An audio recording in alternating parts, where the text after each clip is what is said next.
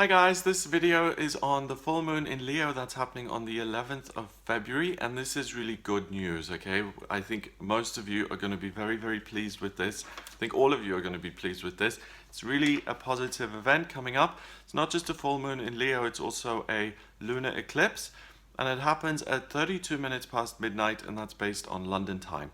Now, first of all, let's look at what's happening in the sky and what's going on during the full moon. And then I'm going to go into the eclipse side of things and look at that. And I'm also going to have a look at what aspects the sun forms with different planets and the moon forms, and how that's all going to come together to really create a very powerful day here. So first of all, the sun is at 22 degrees and it's in Aquarius at the very bottom of your chart.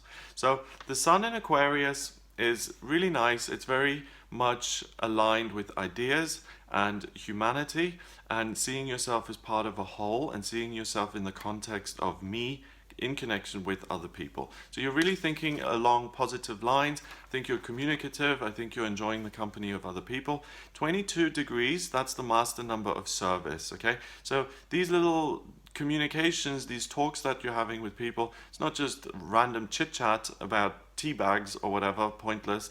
It's something that's meaningful, and you can really, through conversation and really through connecting with other people, create something long lasting and long term and really positive. Now, it is a full moon, so the moon is 180 degrees away from the sun. It's on the exact opposite side of the chart, and that's why it's lit up and it's full and it's bright, because the sunlight is totally hitting it. So the sun is in Leo and it reflects that light, and not the sun isn't in Leo. The sun is in Aquarius. It shines on the moon, which is in Leo, and the Leo moon then reflects the sunlight and it showers us with Leo energy, and it gives us all a great sense of confidence and passion and fire and enthusiasm and all the traits that are associated with Leo. Leo is a fire sign. It's the lion, so it's not subtle. It doesn't hang around in corners quietly and bite its fingernails. It is there. It's present. It's big. It's loud. It's passionate. It's confident. It's secure in itself, and it really has certain things in its life that it cares about, that it knows are passions, and it goes after those things. So we're all going to experience that, and for most of us, I think for all of us, it's going to feel like a real sense of our confidence is being boosted. We're going to be more interested in the things that we're engaging with in our lives. We're going to be interested. And also the moon is at 22 degrees. So this moon in Leo, master number of the builder, what it is you care about can potentially, if you put that into practice in some way, can really build something beautiful and wonderful and passionate in your life. So you can really create something fabulous that then stands there like a book or a piece of art, or you sing, or there's a performance, or you apply for a job that you're really passionate about but you never had the confidence for, and you get the job, and that then is a concrete thing in your life moving forward. So that is the connection between the sun and the moon. The sun also forms sextiles with two of the outer planets. It forms a sextile, first of all, with Saturn in Sagittarius, and the sun, a sextile is an aspect which really is very gentle. There's no friction there. The energy kind of comes together in a harmonious way, and the two planets support each other. Okay, so Saturn is the planet of structure and security and things being routine and solid and stable and predictable. Think of Saturn as the emperor in the tarot. So the sun in Aquarius, your brain working very well and your ideas being communicated very well, that connects with Saturn in Sagittarius. Sagittarius is the archer, it's the centaur, half horse, half man, and he's always galloping towards something, and he's got a goal and he wants to learn and experience. It's another fire sign again. So he's really galloping towards something. He's got a desire to explore the world, and it's all an adventure and it's also exciting. Saturn is security within that, okay? So the fact that the sun and Saturn form this relationship means that there's an ongoing, consistent desire to really go out into the world and to discover and to teach and to learn and to experience everything for yourself and to feel things and to have fun. And it also underpins the sun in a sense that you have confidence and you believe in yourself and you know who you are and you know what you like and you know what you're going out there to find. So that is hugely supportive, and that's very, very powerful in terms of your own identity. This isn't you sitting around all day saying, oh no, what's going to happen? This is like, I love that, I'm going to go find it. The other sextile it creates is with Uranus, and that's in Aries. Now, Uranus is the rebel planet of eccentricity and doing things differently. And these outer planets, they stay in their signs for a long, long time. Okay, so Uranus has been in Aries for ages. It's still in Aries today, but it doesn't always form a sextile with the sun. So that connection isn't always made. So the sun is your identity. So the sun, you as the thinker, as the humanitarian, as seeing yourself in the context with other people. And that's the thing that I don't think I've made clear enough just yet, is that during this full moon, what the sun is doing is relevant because it's shining its light on the moon. Okay, so the sun in Aquarius is about really thinking that my actions really do have consequences and they impact other people. You know, if I have a wife with you know, and I get a bunch of flowers, then that's going to have an effect. Okay, so actions have consequences. Now, the moon in Leo is about passion. So your thinking and your heart is awake, and those two combined can really create wonderful masterpieces. I mean, if you're inspired and you're passionate at the same time, fire and air, think about an actual bonfire. The more air it gets, the bigger it gets. It's fuel. It needs air to breathe. It needs thoughts and inspirations to become alive.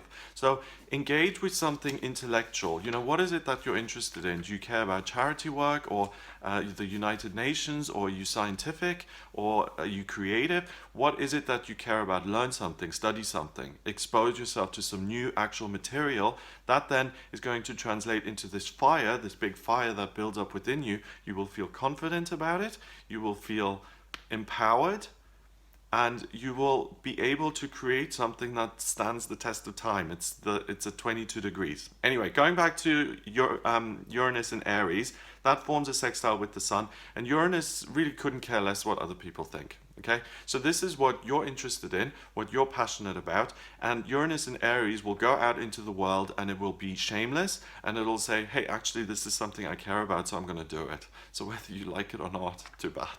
Okay, and that's sometimes really important that we do that. Really important. Now, Uranus and Saturn then form a trine with each other, so even these two guys are speaking to each other. So the rebel and the emperor are kind of working together. So I am the authority figure in my life. I may do things differently, but just because of that, I'm not going to feel insecure and I'm not going to, you know, skulk off into the shadows. I have a right to my voice. I have a right to my opinion, and I feel really certain and secure about that, and I'm going to express that opinion to the world. So really, there's no stopping you today. And if you're some eccentric person who always struggles with, oh, you know, I don't want to come out of the closet and have my whole family know what it is that I really care about, and that's a real thing. I mean, when I started doing my astrology and tarot readings on YouTube, I didn't tell anybody about that for ages, because it was something that I cared about, and it was like my little baby. It was new, and it was something that I really wanted to protect, you know? So I didn't want anyone who was going to criticize me or say, oh, do you really think you should be doing that? I wasn't interested in hearing that. I just wanted to nurture this little baby that I had, and I wanted it to grow, and I wanted to see where it was going, okay? And that's really important. And if you're someone who struggles with those kind of feelings, this is the day where you can really take the leap, and where you can really take a risk and say, this is something I care about and I'm going to do it. And then you can choose whether you tell other people or not. But you can certainly overcome your own reservations, because Saturn and Uranus working together, it's like, you know, I'm not questioning this so much today. If I'm interested in frogs and that's my life passion, then I'm going to pursue that today. And I'm going to study the different types, and the small ones and the rainforest ones and whatever it is. Okay? And you're not going to question what it is you like. So that forms a triangle of harmony, which is a term I've made up. I don't think that's something that's really out there, but it's a trine and two sextiles, and they all kind of feed each other in a nice way, and they support each other. There's also something else going on here. Saturn and Uranus, they form trines with this full moon. Okay, so these two outer planets, these two big guys, the Emperor and the Rebel, they are feeding into this moon, and it creates a grand trine. You'll see that. I'll put the chart up here next to my beautiful face, and you can see it. It's this big blue triangle in the chart that I'm talking about now. Okay, and that grand trine in astrology is always an area of ease and talent, and it's something that you're very skilled at a particular time. Now, this grand trine is in fire. So the big talent that you have is for actually feeling this passion and having this giant inner bonfire and actually doing something with it. Not only that, but the grand trine on top of this triangle of harmony, if you look at it, all together it creates a kite. And a kite is a really kind of rare placement in the astrology, and it's a talent that can really, and I know it's kind of lame, but it's a talent that can actually take off like a kite and fly off into the sky and become something real. So this is a talent, like I said, that it's not just you're just writing a little note or a little blog post. This can be like you can create a work of art. You can do something amazing. You can have the performance of your life today. You can be at your most powerful. I mean, examples like Lady Gaga at the Super Bowl or Judy at Carnegie Hall or whatever it is. You can be an artist in yourself, but there are certain moments in your career where you're really going to thrive and excel and go beyond what you usually do. And this full moon here in Leo says that you, the artist, can go beyond what you usually would do, and you can really thrive, and you can be a kite, and you can fly off into the sky, and you can really be a beacon of hope for other people. I mean, if you ever see a kite actually flying, it cheers everyone up. I mean, I certainly, maybe some people it doesn't. I'm sorry. Maybe you hate kites, but when I see a kite flying in the sky, I think of childhood, I think of dreams, I think of things being fun, I think of things being beautiful and wonderful, and like that life is full of dreams, and that we can realize our own hopes and dreams. It gives me a sense of hope. Okay, so we've got a kite in the chart here today. Now, those are the aspects that are formed by the full moon, and I'm looking very closely to see if I've missed anything. Have I? Nope. Now, let's get to the eclipse bit then. Okay, so the an eclipse is basically the full moon is interrupted because it's an eclipse, and the effects of eclipses last for about 6 months. Okay, so it's a long-term energy, and it means that a big chunk of 2017 is going to be influenced by this. And this is a lunar eclipse which is happening on the North Node. So the North Node has to do with pulling energy in. So the eclipse is bringing extra energy in. If this was an eclipse on the South Node, then it would be about releasing something and being able to let go of something. So the energy that's being pulled in, like we need it more, right? We've already got our Leo kite here flying in the sky, being super creative. But the energy that's being pulled in, we've got the North Node in Virgo. So Virgo is about being practical and being able to make good decisions and having a critical eye and being able to sort the good from the bad. If you're in the Northern Hemisphere and you think about Virgo, the time of year it happens, it's in September-ish, mostly. And it's end of August, September. And it's really when the harvest is being brought in, and clever Virgo has to sit there and say, this crop is rotten and we're going to get rid of it, and this is the good stuff, we're going to keep this and we're going to put that into storage. She can't be a fool sitting there making these choices, because if she was a fool, then everyone would starve in January, okay? So Virgo is able to make good decisions. It's able to differentiate from the good and the bad. And it's at 4 degrees, again, Saturn is being heightened through that 4 degrees, because 4 degrees is the vibration it resonates with. It's security and stability and structure. So this ongoing sense of fire and passion is there with you now. So any creative type in 2017, round of applause, this is your year because you're going to be inspired now. This is an eclipse. This fire, this kite is going to last for a long, long time. Plus, you have this ability to make good decisions with that and to be practical and to actually get that fire out of you in some sort of practical format. So whether you sing or you draw or you dance or you perform or you do, you're a life coach or you're a musician or a writer or whatever it is, you will have the practical, earthy kind of tangibility. You know, I'm connected to planet Earth. I'm not floating up here somewhere. I'm down to Earth. I do have this stuff going on internally, but I actually have the presence of mind to put it down on paper or to put it out on the stage or to put it into music or whatever it is.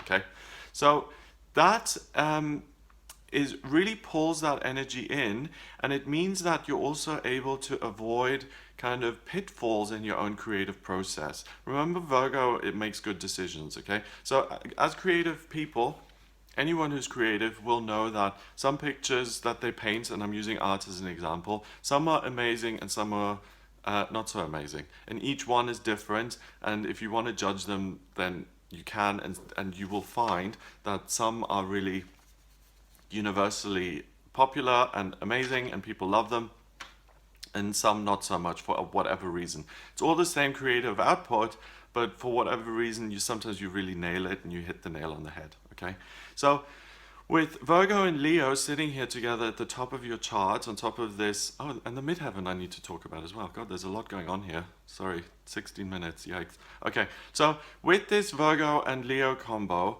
it's creativity and intelligence meeting in the middle and saying, I'm going to avoid doing the rubbishy stuff and wasting my energy. I'm going to use my creative energy in a good way, and I'm going to create wonderful things.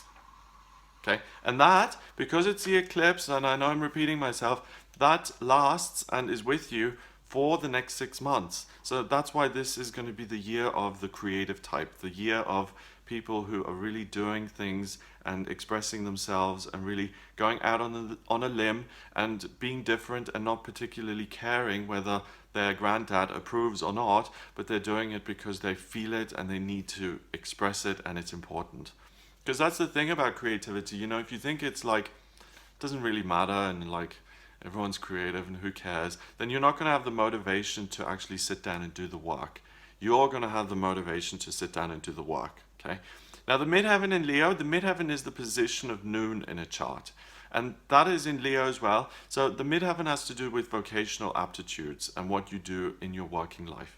So this eclipse encapsulates this midheaven in Leo, and it says that when it comes to what you're doing, what you're putting your energy into through work, what you're working on, and this applies to everyone, whether you're an accountant or a cleaner or a CEO of a company or an artist already, you're going to experience a heightened sense of aptitude when it comes to expressing yourself creatively. And that's really the great thing about this eclipse, and it's a real blessing.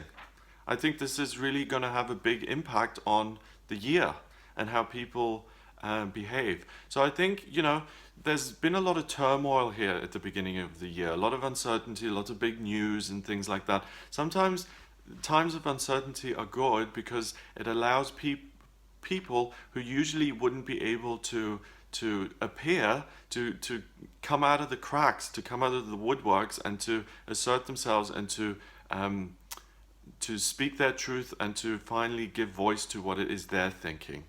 So things are kind of coming together in a sense where a lot of people are going to thrive through this sense of uncertainty, and we're going to notice in 2017 that there are a lot more expert creative voices coming up, and it's a time of flourishing, and it's a time of new material being created, new talent being discovered, and new fire coming into the world via your actions. So it's it's an amazing thing, and like I said, it affects all of us. I'm just looking at the chart here. I think that's it. Yeah. Yep, that's it. So I hope you have a wonderful full moon in Leo lunar eclipse. If you would like a private reading with me to look at how this year is going to go for you when it comes to your love life, career, vocational aptitudes, creativity, finance, what your soul purpose is, if you want to look at how this full moon affects your chart specifically, what I can do is I can draw up your birth chart by using your place of birth, date of birth, and time of birth. Then we can put these transits around that natal chart and see exactly where in your chart this full moon lies. It could be in your second house of money.